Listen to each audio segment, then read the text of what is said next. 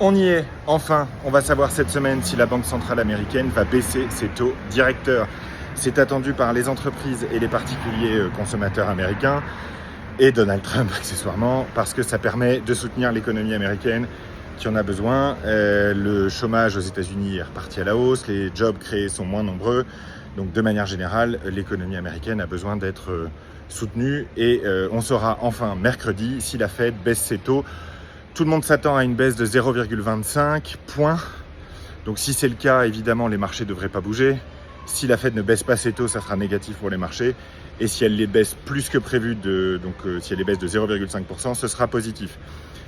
C'est ça qu'on va attendre cette semaine. Ça va occuper beaucoup d'espace jusqu'à mercredi. La seule news qui fait un peu concurrence à ça, c'est évidemment la dégradation de la note de la France, mais qui n'a pas d'impact immédiat sur les marchés et sur notre épargne et nos investissements pour l'instant.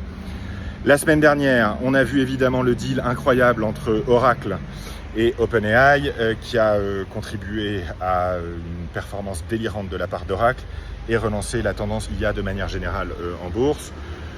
On a vu Apple décevoir avec ses annonces et qui continue d'être en difficulté depuis un certain temps maintenant. On a vu également les cryptos qui tiennent bon avec le Bitcoin et l'Ethereum qui sont repartis à la hausse après un peu de baisse les semaines précédentes.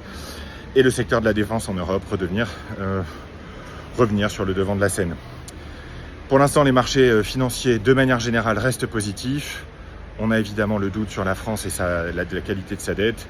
Et mercredi, un gros événement avec la Banque centrale américaine qui va probablement enfin déclencher son cycle de baisse des taux. Soyez prudents en bourse, mercredi ça peut bouger et évidemment n'hésitez pas si vous avez des questions.